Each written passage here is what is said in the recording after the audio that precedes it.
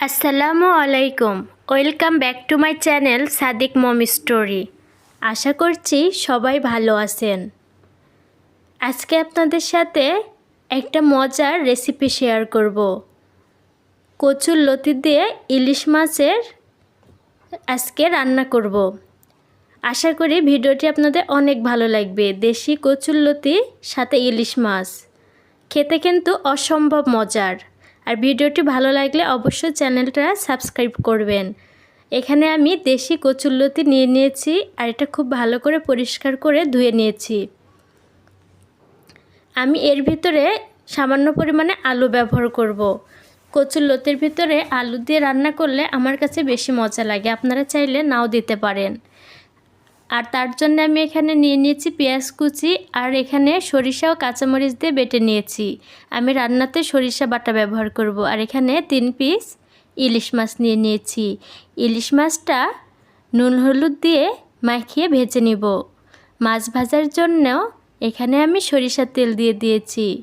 সরিষার তেলে ইলিশ মাছটা ভেজে নিব, হালকা করে ভেজে নিব, খুব বেশি কড়া করে ভাজার কোনোই প্রয়োজন নাই।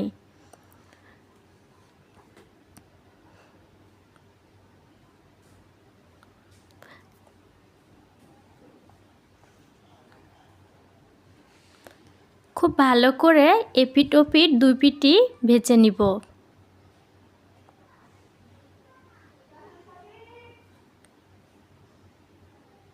ইলিশ মাছ এইভাবে যদি হালকা ভেজে কচুরলতিতে ব্যবহার করেন তাহলে খেতে কিন্তু অনেক মজা হয়। আর আমি এখানে সরিষার তেলের পরিমাণটা বেশি দিয়েছি, কারণ আমি এই তেল দিয়েই পুরো রান্নাটা করব। এই তেলে যেহেতু আমি ইলিশ মাছটা ভেজে নিয়েছি, তাহলে ইলিশ মাছের যে ফ্লেভার আছে খুব সুন্দর করে তরকারির ভিতরে যাবে, কারণ এই তেলটা দিয়েই আমি পুরো তরকারিটা রান্না করব।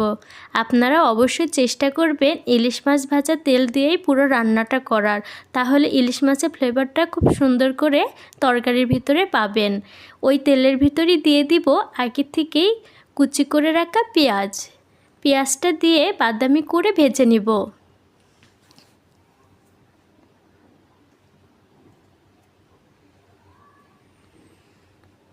পেঁয়াজটা ওইদিকে বাদামি করে ভাজতে দিয়েছি, আর এদিকে কাঁচামরিচ ও সরিষা বেটে রেখেছিলাম, ওটা একটা পেস্ট বানিয়ে নিব। একটু পানি দিয়ে খুব ভালো করে ব্যাটারটা তৈরি করে নিতে হবে।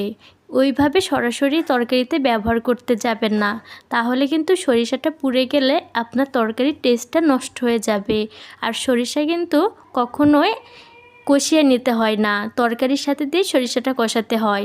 পেঁয়াজটা খুব ভালো করে বাদামি করে ভাজা হয়ে গেছে।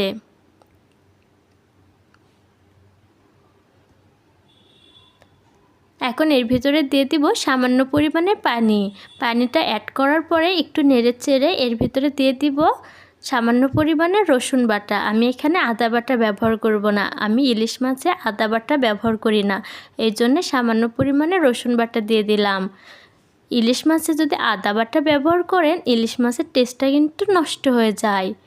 আর দিয়ে দিলাম মরিচ গুঁড়া, আর দিয়ে দিব হলুদের গুঁড়া মশলা দিয়ে এখন খুব ভালো করে একটু নেড়ে চেড়ে দিতে হবে।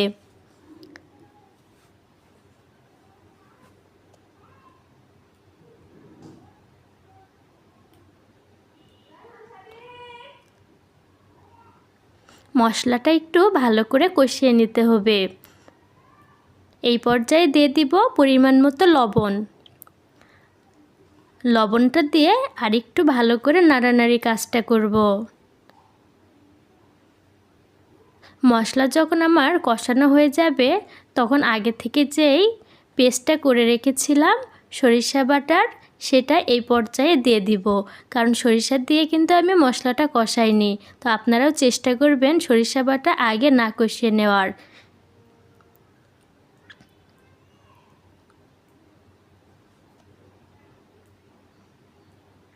এখন দিয়ে দিব সরিষা বাটা আর কাঁচামরিচ একসাথে বেটে রাখা যে ব্যাটারটা, সেটা দিয়ে একটু বলক উঠলে এখানে দিয়ে দিব কচুরলতি।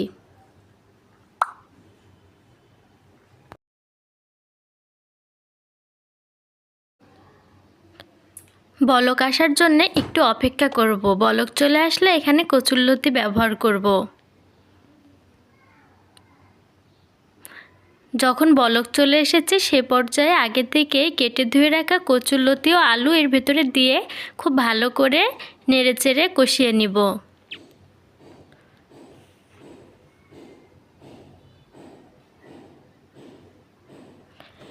এরকম যদি দেশি কচুরলতি ইলিশ মাছ দিয়ে রান্না করা হয় খেতে কিন্তু ভীষণ মজা। আর যারা কচুরলতি পছন্দ করে তাদের কাছে তো এই রেসিপিটা খুবই ভালো লাগবে। আর যদি আপনাদের ভিডিওটি ভালো লাগে অবশ্যই চ্যানেলটা সাবস্ক্রাইব করে একটা লাইক দিয়ে যাবেন ও কমেন্ট আর শেয়ার করতে একদমই ভুলবেন না। খুব ভালো করে কষিয়ে নেব। পানিটা শুকিয়ে যাওয়ার পরে এখানে এক্সট্রা পানি দিয়ে দিব, দিয়ে এটা দিয়ে রান্নাটা পুরো কমপ্লিট করব।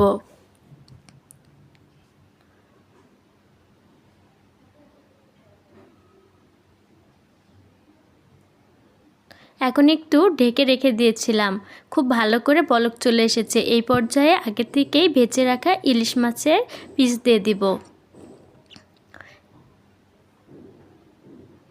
মাছটা দিয়েও বেশ কিছুক্ষণ রান্না করে নিব।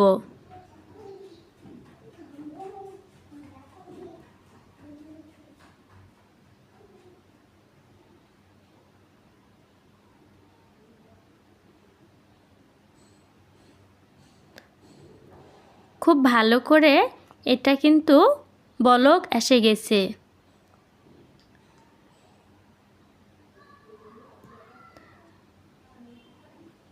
একটু নেড়ে দিব নিচে যাতে লেগে না যায়।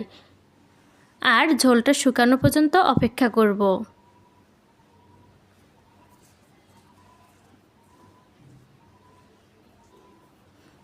ঝোলটা শুকিয়ে যাচ্ছে,